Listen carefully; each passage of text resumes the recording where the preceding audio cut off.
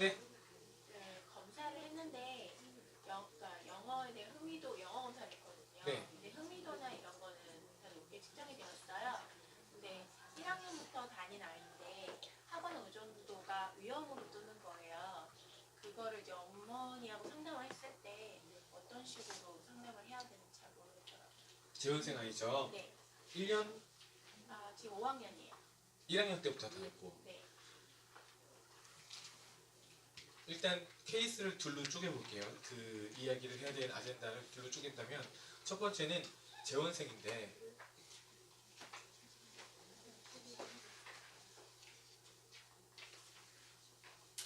특정 요인의 검사 결과값이 안 좋게 나올 거예요. 그쵸? 동기가 안 좋을 수도 있고 흥미가 떨어질 수도 있고 자기효능감이 낮을 수도 있고 뭐 기타 등등 뭐가 안 좋을 수도 있잖아요. 부모자의 의사소통 같은 건 말고 학원에서 컨트롤 해줄 수 있는 것 중에서 안 좋은 게 나올 수가 있겠죠. 뭐 특정 요인 중에서 이제 그 요인이 뭐냐에 따라서 좀 볼 수가 있을 것 같은데 우리가 중요하다고 생각하는 건 하는 자기효능감, 그 다음에 목표 지향성 동기라고 볼게요. 그냥 크게. 그 다음에 시험 불안.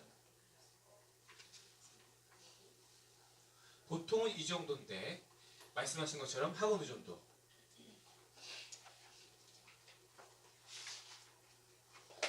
사실 그 태도나 전략 큰 틀에서 이렇게도 있을 수 있어요. 그쵸? 만약에 이 친구가 학원을 오래 다녔음에도 불구하고 태도나 전략이 안 좋다라고 응답이 됐으면 이건 우리 학원의 프로그램을 한번 객관적으로 모니터링 할 필요가 있어요. 질문을 보고 이게 이 질문에 나와 있는 것들이 우리 학원에서 긍정적인 방향으로 학습 전략을 지도하고 있는가는 평가를 해볼 필요는 있어요. 얘만 그 문제인 건지 아니면 우리 학원 프로그램 자체의 문제인 것인지. 그래서 이거에 대해서는 낮게 나왔으면 일단 이 태도나 전략 같은 경우에는 문제가 될 수 있으니 이 문제의 원인이 일반적인지 아니면 이 친구만 해당이 되는 특수한 경우인지 이 두 가지를 같이 좀 분리를 해보시면 생각을 해보면 될 거예요. 만약에 우리 학원에 다니고 있는 아이들의 대부분이 일반적으로 학습 전략이 낮다라고 나왔다 라고 본다면 우리 학원의 프로그램을 좀 바꾸려는 시도를 하기 시작하셔야 될 거예요. 지금부터라도 늦진 않았습니다. 학교를 기준으로 판단을 한다고 하더라도 아이들이 나는 이렇게 공부한다라는 생각은 학원에서 공부를 하는 부분들에 아마 많이 반영이 되어 있을 거예요. 학교에서는 이런 거에 대해서 애초에 컨트롤을 안 하기 때문에 학원에서 아이들을 예를 들어서 오답 노트를 쓰게 한다? 보통 학교에서는 아이들의 오답 노트를 쓰게 하는 선생님이 드문 케이스잖아요. 근데 학원에서는 일종의 대부분의 학원에서는 오답 노트를 쓰게 하거나 이거를 관리하려고 하거나 이런 상황들이 있을 수 있거든요. 그런데 우리 학원에 오답 노트가 없어. 근데 뭐 아이도 그걸 안 하고 있어. 그러면은 선생님 시킨 대로 하고 있는 거니까 그건 우리 학원이 가지고 있는 구조적인 문제점일 수 있어요. 그런 경우에는 판단을 하셔야 되는데 그러면 이때 또 다시 판단을 해야 되겠죠. 그냥 계속 킵고잉 할 것이냐 아니면은 변화할 것이냐. 유지한다라고 했을 때는 아마 이런 생각이 깔려 있을 거예요. 내가 지금 하라고 하는 대로 아이들이 공부를 했어도 성적은 잘 나와 라고 생각을 하실 수도 있어요. 그러니까 내가 가르치는 방법이 일반적으로 알려지는 방법이랑 좀 달라. 하지만 나는 나만의 뭔가 강력한 방법이 있어. 그럴 수 있어요. 왜냐면 우리 학원에서 아이들의 오답 관리도 안 해주고 뭐도 안 해주고 뭐도 안 해주고 뭐도 안 해주는데 적어도 우리 학원에서는 애들이 공부한 것들에 대해서는 다른 방식으로 꼼꼼하게 관리할 수 있는 그런 방법들이 있거나 아니면 실제 성적은 아이들이 공부를 얼마나 자신의 머리를 써가면서 능동적으로 하느냐 아니면 그냥 피동적으로 시키는 것만 간신히 흉내만 내고 있느냐에 따라서 성적이 달라지거든요. 아무리 학원의 프로그램이 진짜 이런 부분들에 대해서 아이들이 다 좋다고 하더라도 성적이 안 오른다면 그거는 학원의 시스템은 그러하지만 실제로 아이들은 그렇게 움직이지 않는 거예요. 오답 노트 쓰라고 하니까 오답 노트를 쓰는 거예요. 그럼 아이들은 나는 오답 노트 쓴다라고 응답을 하겠죠. 예를 들면. 나는 어떤 문제를 풀 때 다음에 틀리지 않도록 잘 표시해두거나 메모해둔다. 이런 부분들에 대해서 아이가 그렇다고 응답을 한다고 하더라도 실제로 그렇게는 하고 있지만 그게 성적에는 아무런 영향을, 긍정적인 영향을 미치지 않고 있다고 보는 게 맞아요. 그렇겠죠. 근데 아마 대부분의 학원이 그럴 겁니다. 잘하는 학원은 이런 것과 관계없이 잘한다고 응답이 나올 가능성도 적지 않이 있어요. 하지만 그렇지는 쉽지는 않을 거예요. 왜냐면 학습이라는 것은 전략적인 학습 방법에 따라서 성적에 상당한 영향을 받기 때문에, 그러니까 공부하는 방법을 주먹구구식으로 하는 게 아니라 뭔가 제대로 했을 때 성적이 더 잘 나올 수 있는데, 그런 게 없음에도 불구하고 성적이 잘 나오고 있다는 뜻은 그것만 빼고 나머지들의 아이들이 굉장히 잘해서 성적에 긍정적인 영향을 미치는 다양한 요소들이 이미 원장님도 잘 모르는 뭔가로 이렇게 잘 단단하게 다져져 있다라는 가능성이 있어요. 그러니까 저는 개인적으로 좀 예외적인 상황이라고 봅니다.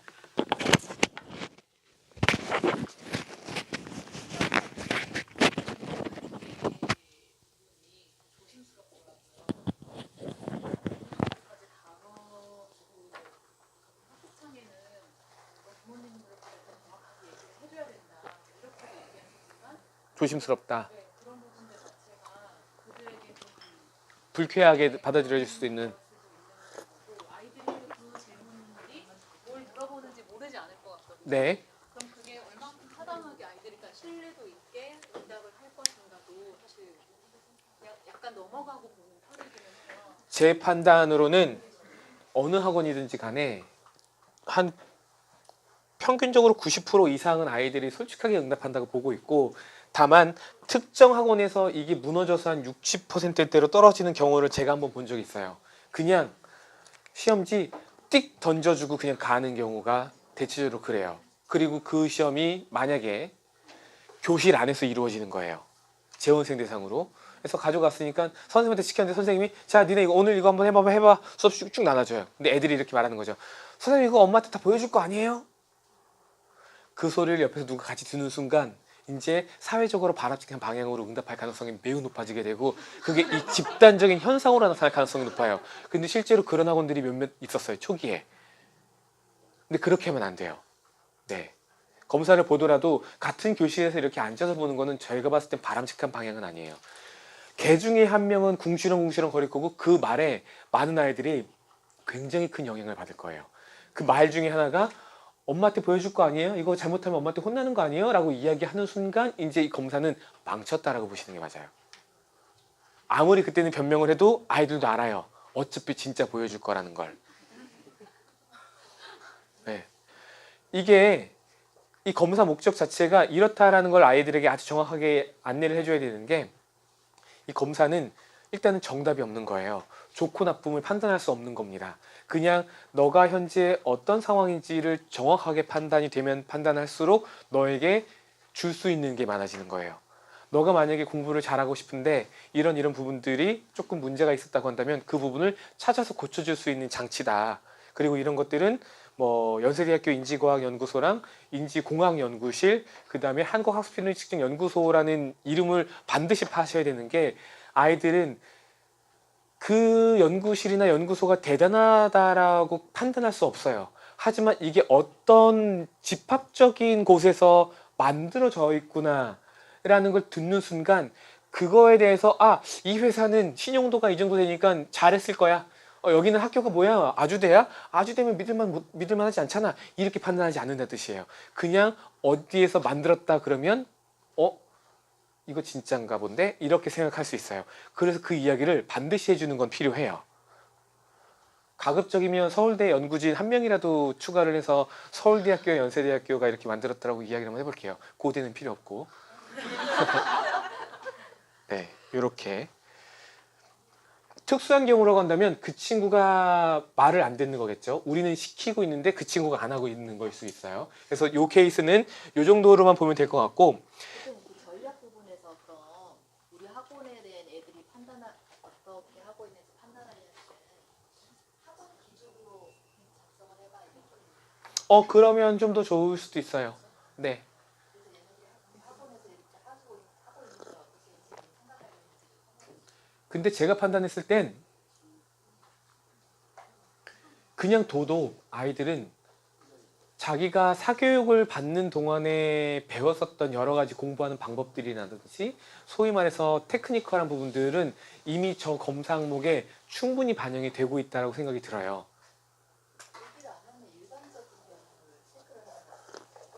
얘가 자기가 공부하는 거에 대해서라고 생각을 하겠죠. 네. 근데 그거를 좀 더 우리 내부에 있는 아이들을 확실하게 조금 더 체크를 한번 해보고 싶다라고 하신다면 그렇게 추가로 첨언을 해주셔도 괜찮을 것 같아요. 네, 괜찮습니다. 감사합니다. 요거 오늘 저녁에 잠자지 말란 뜻인데 지난번에 진짜 올라이트를 한 다음에 아침에 원래 차에서 1시간 정도 자려고 그랬거든요. 1시간 뒤에 가맹점 교육이 있었을 때였어요. 근데 밤새도록 준비를 하느라고 정말 잠을 못 잔 거예요. 그러니까 완전 계획을 잘못 세운 거죠. 오늘 저녁 11시면 어느 정도 마무리가 될 거고 늦어도 2시에는 다 마무리가 되고 퇴근을 하겠다라고 생각을 했는데 실제로 그 일을 해보니 7시가 돼서 끝난 거예요. 근데 9시부터 교육이에요. 집에 가서 1시간 자고 나오면 안 될 것 같아서 씻고 올 시간도 없을 것 같아요. 그래서 가서 또 현장 세팅을 좀 했었어야 됐거든요. 일단 가자. 차 안 막히니까 지금 가자. 가서 쫙 세팅해놓고 시간이 1시간 정도 남을 거니까 잡시다. 차에서. 그랬는데 세팅 다 끝나고 나니까 30분도 안 남았어요. 계속 틀려요, 계획은. 계획은 원래 지켜지지 않죠. 계획이 지켜지지 않는 이유 중에 하나가 계획을 세울 때부터 잘못 세워서 그래요. 대부분의 사람들이 계획을 세울 때 과거의 경험을 바탕으로 계획을 세워야 되거든요. 그러려면 측정이 되어 있어야 돼요. 예를 들어서 영어 단어 50개 외우는데 시간이 얼마나 걸린다. 독해를 여기서부터 여기까지 푸는데 시간이 얼마나 걸린다. 이게 측정이 되어 있어야 돼요. 그래야 그걸 기준으로 계획을 세울 수가 있어요. 업무도 마찬가지죠. 우리가 시험 문제를 모의고사를 만든다. 그럼 통상적으로 뭐 25문제짜리가 들어가는 기말 대비 모의고사를 하나 만드는데 시간이 보통 얼마나 걸리더라. 그걸 준비하기 위해서 자료를 수집하는데 시간이 얼마나 걸리더라. 이런 것들이 전부 다 기록이 되어 있으면 굉장히 좋아요.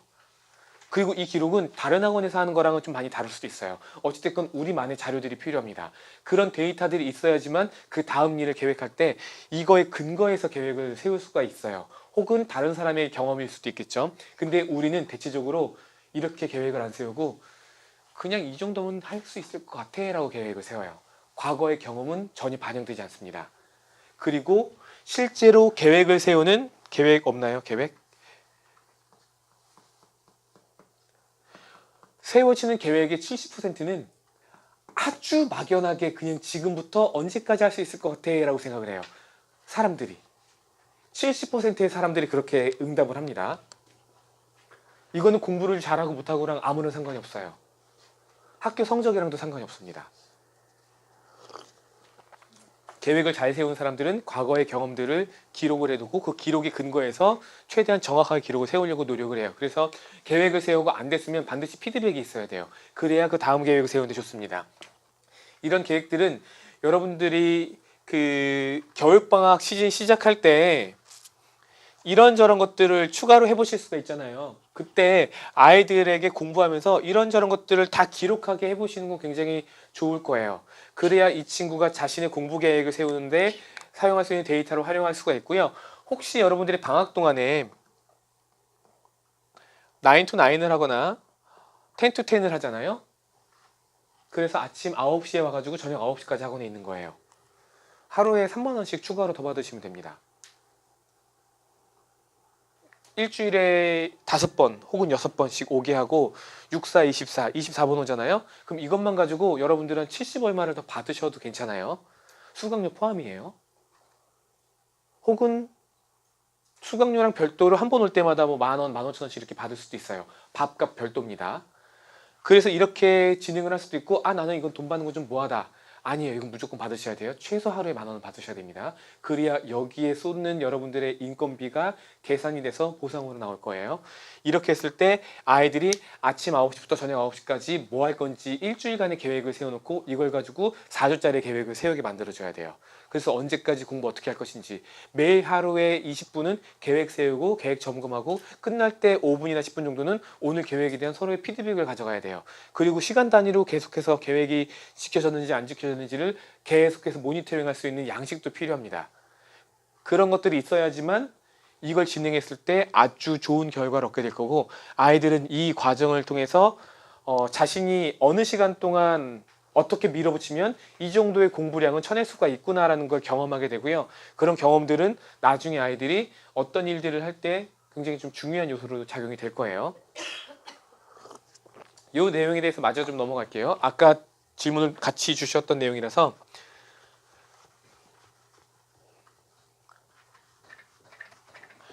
재원생들을 봤는데 결과가 안 좋게 나왔어요. 심리 상태가 별로예요. 애가 완전 메롱입니다. 그럼 이걸 엄마한테 얘기하면 우리 학원에 3년 동안 공부했던 아이인데 심리 상태가 안 좋아요. 자기 오는 건 막 바닥치고 막 그래요. 그럴 때 그냥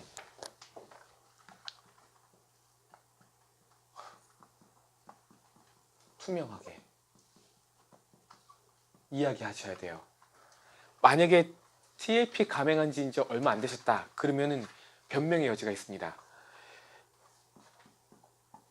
감행 전, 후 여러분들의 변화, 인식의 변화에 대해서 이야기를 해주세요. 엄마한테. 감행하기 전에 몰랐었다. 솔직히 감만 있었지 몰랐었다. 몰라서 신경 못 썼다. 근데 이걸 알고 나서 우리가 비용을 내면서 이걸 감행하고 난 다음에 신경 쓰기 시작할 거다 이제. 그래서 지금부터 아이들은 달라질 거다. 그리고 실제 달라지게끔 뭔가 장치를 만들어야겠죠. 왜냐면 감행했으면 무조건 여러분들은 변화하셔야 됩니다. TLP의 감행 목적은 첫 번째는 신규 상담 후 등록률 극대화예요. 근데 여기서 이야기하는 건 아까 제가 말씀드렸지만 TLP 상담을 한 다음에 교과 상담으로 이어져야 돼요.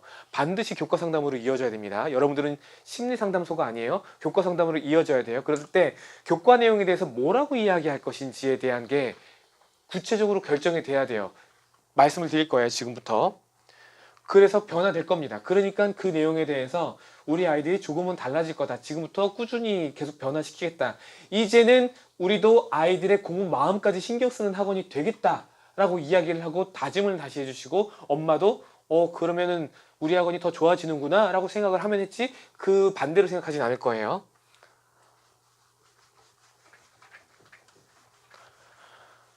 같은 개념에서 자기 효능감 떨어지거나 동기 떨어지거나 불안 떨어지거나 학원 의존도 나쁘게 나오거나 이런 것들 다 같은 개념이긴 합니다. 근데 자기 효능감 떨어지는 경우는 조금, 그러니까 이 항목마다 조금씩 다를 수는 있어요. 자기 효능감 같은 경우에는 공부에 대해서 자신감이잖아요. 그럼 그동안 우리가 했었던 교육의 방향에 대해서 한 번은 어필하고 넘어갈 수 있어요. 아이들의 자기 효능감 물론 중요해요. 자기 효능감의 성적에 미치는 영향은 국어 같은 경우에는 20% 정도 수준에서 수학 같은 경우에는 40% 수준까지 차이가 좀 많이 나긴 하지만 어쨌든 자기 효능감은 실제로 아이들의 성적에 영향을 미칩니다. 근데 때로는 아이를 자기 효능감 같은 거 신경 안 쓰고 강하게 밀어붙이는 경우들도 필요할 수 있다고 봐요. 왜냐면 자기 효능감이 아이의 성적을 100% 만들어주는 건 아니기 때문에. 그러니까 나머지 부분에서 우리가 강하게 밀어붙일 때가 있는 거예요. 때로는 굉장히 빡센 학원들 있죠. 아이들이 여기서 지치거나 안 지치거나 그런 걸 개의치 않고 지치면 네가 떨어져. 우리 학원의 교육처럼은 딱 이거야 라고 이야기할 수 있는 게 있다면 그렇게 밀어붙여도 상관이 없어요. 상관이 없는데 가급적이면 아이들의 자기 효능감에 대해서 챙기고 가는 것은 제가 봤을 때는 일단 무조건 중요하기 때문에 우리는 그동안 이런 방향이 옳다고 믿었었는데 이 부분에 대해서 약간 여지를 이만큼 두겠습니다. 그래서 뭐 아이의 수준에 맞는 교육들도 같이 진행될 수 있게끔 뭐 보완을 하겠다. 이런 식의 이야기를 하면 될 것 같고, 말씀하신 학원 의존도 같은 경우에는 그리고 이 자기 효능감은 학원의 문제가 아니라 이 아이만의 문제일 수도 있어요. 아이가 성장해 오면서 자기 효능감이 혼자만 낮아지는 경우들도 있습니다.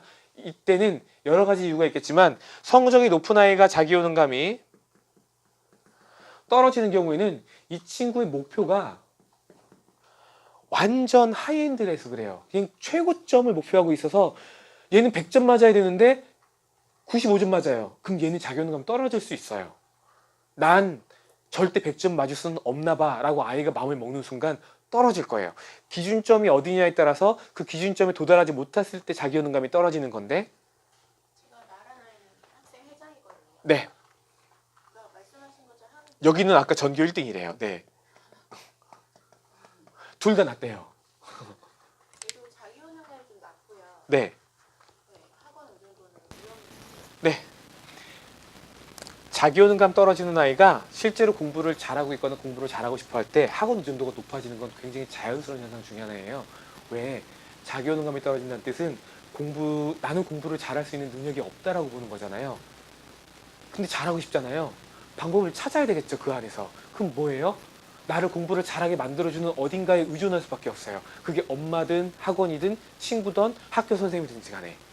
그러니까 통상적으로 아이들이 학원의 의존도가 높아진다는 뜻은 그런 맥락에서 충분히 자연스럽게 해석이 가능해요. 그리고 이따가 보시면 연동되는 아이들이 굉장히 많을 거예요.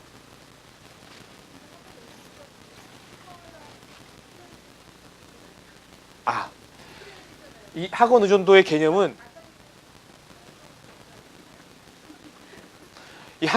개념은 딱 이거예요.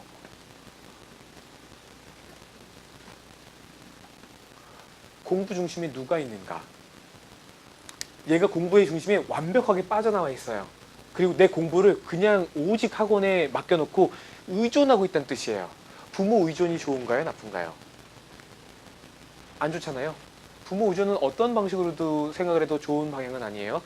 자기가 자기의 삶을 스스로 계획하고 살아야 되겠죠. 이건 사실 나이랑은 상관이 없지만 어렸을 때는 봐주는 거죠. 아직 자기 생각을 확고하게 자리 잡지 못하고 있을 가능성들이 있기 때문에. 들어가시는 거예요. 네, 알겠습니다. 아, 네. 그래서 그 학원 의존도도 마찬가지예요. 이건 높아서는 안 되는 문제예요. 질문 목록을 다시 한번 보시면 아실 거예요. 나는 유명 강사가 있다면 그 학원에 가서 수업을 듣고 싶다. 이거랑 공부랑 무슨 상관이에요? 다시 한번 말씀드리지만 좋은 강의는 아이의 성적에 별로 이렇게 영향을 미치지 않아요.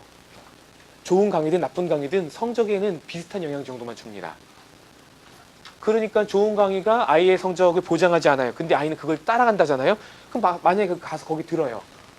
그럼 이 강의에 만족할까요? 아니요. 또 다른 걸 찾을 거예요, 아마.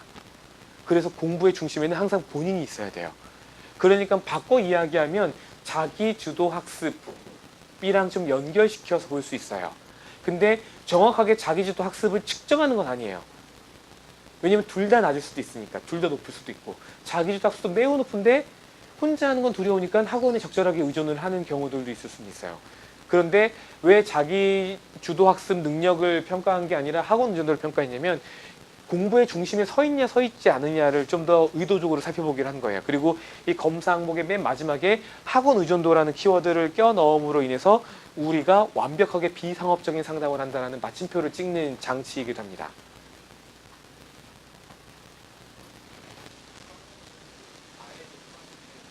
그렇죠. 네. 좋은 선생님 정도라고 포함이 되니까. 동기 같은 경우는 동기가 높다고 해서 공부를 항상 잘하는 건 아니잖아요. 중요한 건 동기가 있냐 없냐가 아니라 실제로 아이가 공부를 하고 있느냐 안 하고 있느냐라고 보시면 돼요. 그래서 동기는 약간 그 부차적인 문제이긴 해요. 성적에 있어서. 동기가 낮아도 공부를 하고 있는 아이들이 있고 동기가 높아도 공부를 안 하고 있는 아이들이 있어요. 저는 동기가 높았지만 공부를 한때는 되게 안 했었어요. 여러분들도 그러시지 않았었어요? 되게 좋은 학교 가고 나는 공부 잘해야 된다는 항상 목표의식은 확고해요. 하지만 지금 하는 건 싫어요. 왜냐면 귀찮으니까. 하기 싫으니까. 오늘 나의 게으름과 해야 되는 일 사이에서 게으름이 항상 이기는 거죠. 우리는 학원 열심히 해가지고 돈을 더 많이 벌고 신규생도 더 많이 하고 그래야 되는 걸 알아요. 그래서 학원을 열심히 한다는 건 어떤 방법들이 있는지 그냥 사회적으로 그냥 우리가 쉽게 이해할 수 있는 방법들이 있어요. 그리고 뭔가 좋은 걸 들었으면 좋다고 생각하는 순간 학원에 반드시 적용해야 된다는 것도 알아요. 신규생을 모으기 위해서 학원 책상에 가만히 앉아있을 것이 아니라 무조건 바깥으로 나가서 돌아야 된다는 것도 알아요. 그냥 길거리에 가서 전단지라도 돌려야 돼요. 이게 맞아요. 근데 그거 안 하고 학원에 가만히 앉아서 어떻게 홍보를 하는 게 좋지? 학원을 잘했으면 좋겠는데 그냥 그 고민만 하고 실행에 옮기잖아요. 이건 학원이 성장할 수 없어요. 가만히 있으면 소문 듣고 온다? 소문 듣고 오는 게 그 정도라면 광고를 했으면 2배, 3배는 성장했을 거예요. 우리가 잘하고 있다는 걸 적절하게 홍보만 했었으면.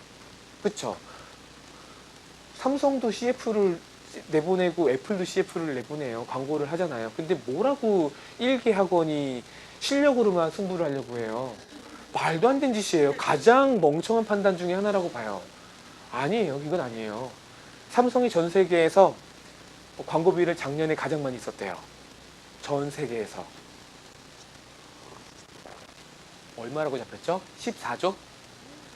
14조였나 1조 4천억 원이나 너무 큰 돈이어서 그 돈이 어느 정도 금융인지도 모르겠는데 아무튼 14조인지 1.4조인지를 오로지 광고비로만 썼어요.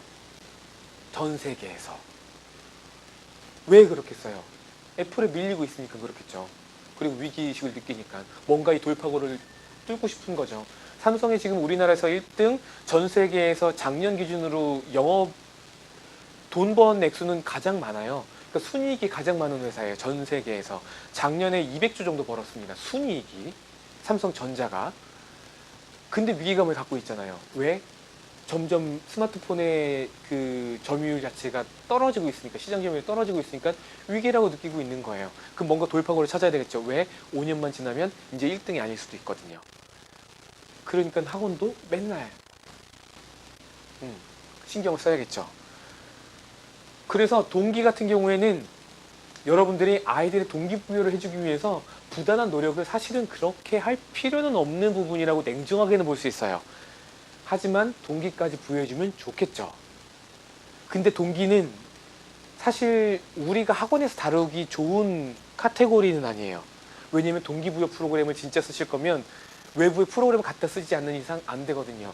외부의 프로그램을 갖다 쓰는데 이게 돈이 들어가겠죠. 돈이 들어가는데 성적이랑 직접적으로 연결을 짓냐? 그런 아이들도 있고 아닌 아이들도 있어요.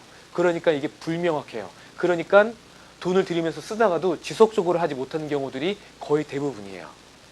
김규식 대표님이 하는 미래교육 뭐 이런 거 있잖아요. 해서 아이들의 동기도 거기서 다루기도 하고, 그리고 한소희 소장님이 하시는 비전 캠프 뭐 이런 것도 있잖아요. 그래요. 그런 것들이 아이들에게 긍정적인 영향을 줄 거예요. 하지만 그게 아이들의 성적을 보장하진 않아요. 생각은 조금 바꿀 수 있겠죠. 하지만 작심 3일, 길어야 작심 3개월. 작심 3개월만 돼도 진짜 대성공이죠. 저 학원에서는 돈 들여가지고 비전 캠프 들여서 했는데 일주일 보름이면 원상태로 돌아가요.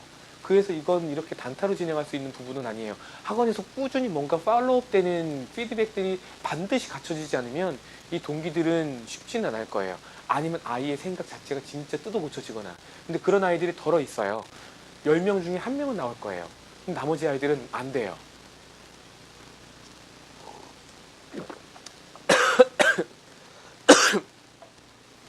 좋은 경험을 다양하게 지속적으로 하게 해주는 게 저는 가장 적합하다고 봐요. 테드 영상 같은 거 있죠. 혹시 테드 한 번도 안 보신 분 계신가요? 아니면 테드 영상을 뭔가는 알지만 뭐 이렇게 여태까지 살면서 10번 아래로 본 것 같다. 한번 손 한번 들어주세요. 한 분. 진짜로 10번 이상 2분 다 봤다고요? 그럼 보실 때마다 느낌이 어때요? 나 이렇게 살아서는 안 되겠다는 생각 안 드세요? 거긴 그런 사람들만 나와요. 그쵸? 온갖 사람들이 다 튀어나와서 꼬마애가 나와가지고요. 그 정수하는 거에 대해서 장치가 자기가 직접 발명해가지고 만들어서 그냥 와서 거기서 강연하고 그래요. 사람들이 강연 끝나면 기립박수를 쳐주죠. 자전거 바퀴 돌려가면서 뭐 이런저런 아주 다양한 사람들이 나와가지고 수많은 강연들을 해요. 거긴 정답이 있기도 하고 정말 특수한 이야기를 하기도 해요. 그 영상을 보면서 느끼는 게 뭐예요? 여러분들은 이렇게 살면 안 되겠다잖아요. 뭔가 더 열심히 살고 더 능동적으로 살고 더 적극적으로 살아야겠다는 생각이 들잖아요. 그런 영상을 아이들이 봐요. 10편 본다고 그 중에 꽂히는 건 있을 수도 있고 없을 수도 있어요. 하지만 다른 사람의 인생을 구경할 수는 있겠죠. 그러다가 어떤 영상을 보면 팍 꽂힐 수 있어요. 대박. 그래 이거야. 그렇게 달라질 수는 있겠죠. 조금씩. 아이가 스스로 결정하게 만들어주는 게 일단 가장 중요하다고 봐요. 그래서 이런 문제들은 학원에서 뭔가 쉽게 다룰 수 있는 부분들은 아니에요. 일단 왜? 엄마들이 일단 그걸 별로 요구하지 않아요. 첫 번째. 사교육이잖아요. 돈 받고 해줘야 되는 게 뭐예요? 일단 첫 번째 성적 올려줘야 되는 거예요. 그쵸? 이거에 대해서는 누구도 부정할 수 없을 거예요. 물론 지역에 따라 다를 수는 있습니다. 학원을 한 번 다니면 초등학교 3학년 때 와서 고등학교 3학년 때까지 다니는 학원들이 있어요. 지역에 따라서. 특히 대도시에서 멀어지면 멀어질수록 더 그렇습니다. 우리 동네의 논과 밭이 심심치 않게 보인다 라고 한다면 이건 거의 100%예요. 왜? 엄마가 관심이 없거든요. 그냥 학원만 다녀도 괜찮아요.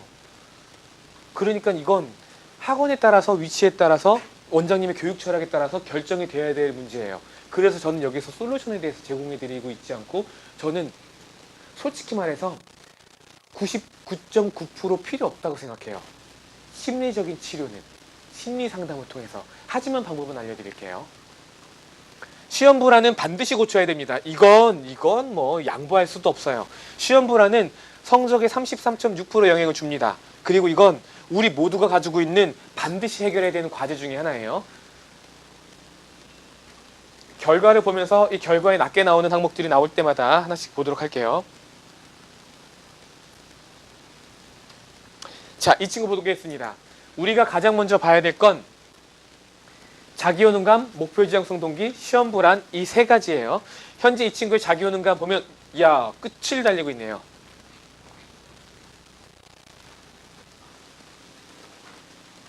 굉장히 높죠? 앞에 있는 건 굉장히 높아서 제가 이렇게 표시를 해볼게요.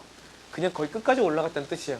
그 탑이 있으면 탑을 찍었다라는 정도로 그냥 기호로 둘게요. 얘는 거기까지는 아니지만 매우 높아요. 화살표 하나보다 화살표 두 개가 좀 더 높다라는 걸 둬볼게요. 이게 앞에 있는 게 그냥 자기효능감, 이건 교과목에 대한 자기효능감이에요. 지금 영어 시험지를 봤네요. 목표지향성 동기로 그냥 바로 넘어갈게요. 그 전에 그냥 우리는 봤으니 내지적, 확인된, 부가된, 외지적 이렇게 쭉 선을 그으면 물 차는 곳이 있겠네요. 수평으로 그어도 물 차는 곳이 제법 많죠. 그러니까 이 친구의 동기는 자기조절 동기로 동기의 이름을 부를 수는 없는 아이다. 다만 경향성만 본다면 부가된 조절이 매우 보죠. 59.15예요. 이것도 뭐 아주 높은 건 아니에요. 뾰족 튀어나와 있으니까 상대적으로 되게 높아 보이잖아요. 상대적으로 그냥 그렇게 보이는 거예요. 부가된 조절 높은 편이에요. 높은 편이니까 아, 얘가 주변 사람들한테 칭찬받으려고 공부하는 편이겠구나 정도로 그냥 가볍게 이해를 하시면 돼요. 그러니까 공부의 중심에 자기가 지금 안 서 있다라는 한 가지 단서를 얻었어요. 본인이 알아서 공부를 해야 되는데 남들한테 이렇게 싹 살펴보고 내가 이 사람한테 인정받고 싶어? 그럼 이 사람이 좋아하는 게 뭐야? 내가 공부 잘하는 거야? 그거 해줄 거야. 그리고 내가 원하는 걸 받겠어. 이런 생각을 갖고 있는 아이들이에요. 일단 여기까지만 그냥 가볍게 보고 넘어갈게요. 이거 저기 가야 되죠? 그 다음에 목표지향성 동기.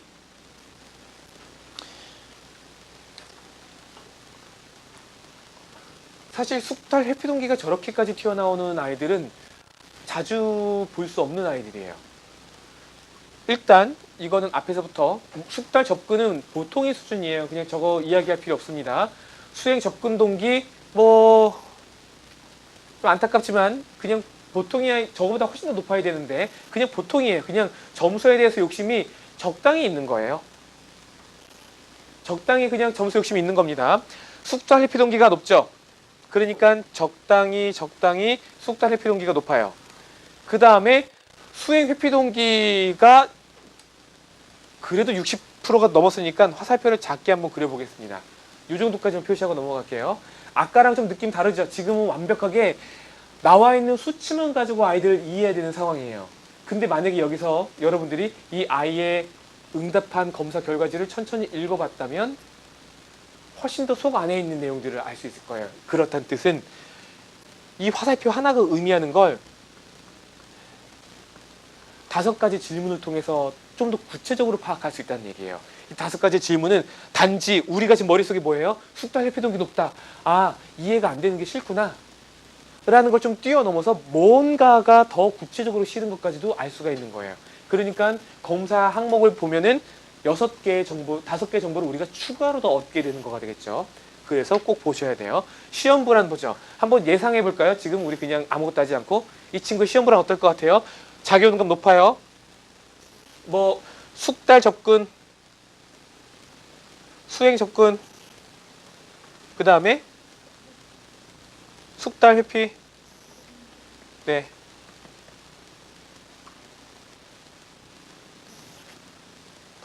시험 보라 어떨 것 같아요? 높아요? 낮을 것 같아요? 보통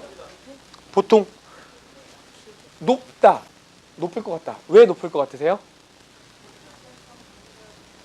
목표 지향성 동기가 높아서. 목표 지향성 동기 중에서 숙달 회피가 높아요. 네. 높아요. 왜요?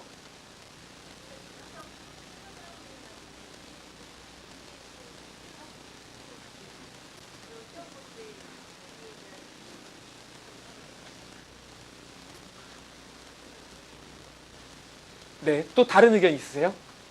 아까 이재백 원장님. 왜 높을 것 같다고 생각하셨어요? 아, 수행 회피가 적당히 높아서. 그러니까 시험을 못 보면은 뒤지게 혼날 수도 있으니까. 네. 그거에 대해서 아이가 의식하고 있다는 뜻이겠네요. 네. 자체가 둘 다 높아서 나와서 그런 거 아니에요? 시험 불안이 약간 높아지면? 회피 동기는 숙달 동기는 성적이랑 일단은 선을 좀 끊고 생각하시는 게 좋아요. 이 두 가지 점수는 성적이랑은 좀 끊고 보시는 게 좋은데 숙달 접근 동기가 만약에 높은 아이들은 자기가 좋아하는 과목은 알아서 공부해요. 그래서 그냥 성적이 적당히 나올 거예요. 숙달 회피 동기가 이만큼 나온다는 뜻은 뭐예요? 저 과목에 대해서 혹시라도 그냥 숙달 회피 동기 그냥 그 자체를 본다면 이해가 안 되는 게 싫은 거잖아요. 그러니까 이해가 안 되는 게 싫다는 뜻은 뭔가 움직이게 만들었을 가능성이 있겠죠. 그래서 움직였으면 성적이 적당한 선은 유지가 될 거예요. 쉽게 얘기하면 평균 이상은 되겠죠. 수학으로 그냥 요즘에 등급으로 친다면 B등급 정도는 될 가능성이 높아요. 이걸로만 봤을 때는. 네네네네. 힌트 막 주시면 안 돼요. 네네네. 네. 네. 그런 거예요. 수행 회피는 혼나기 싫은 거니까 얘가 이게 만약에 높아서 진짜 움직였다고 한다면 그냥 혼나지 않을 그 커트라인을 넘기기 위해서 뭔가를 하고 있을 가능성은 있겠죠. 얘가 진짜 공부를 좀 더 잘해가지고 뭔가 다른 사람한테 인정받는다면 보통 우리가 인정받는 등급은 점수는 보통 90점이 넘거나 A등급이거나 아니면 어려운 문제 잘 풀거나 이런 거니까 얘네들은 보통 그 정도 선에서 점수를 만들어낼 가능성이 있어요. 단 동기가 행동으로 이어졌을 때예요. 동기만 보고 성적은 알 수는 없어요. 자, 이걸 지금 봤을 때 여러분들의 의견이 분분하죠. 혹시 시험 불안이 낮을 것이다 라고 생각하시는 분 계신가요? 네. 우리 그 TLP 학습심리 상담사 1급에 그 대외적으로 만점 받으신 유일한 분이세요. 더 말 못하시겠죠. 박서혜 원장님이랑 딱 두 분만. 네.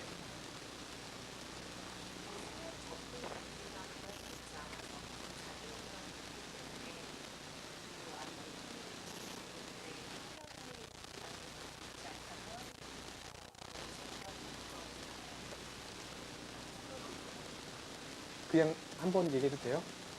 멍청이. 여기 있어요. 네. 농담입니다. 네.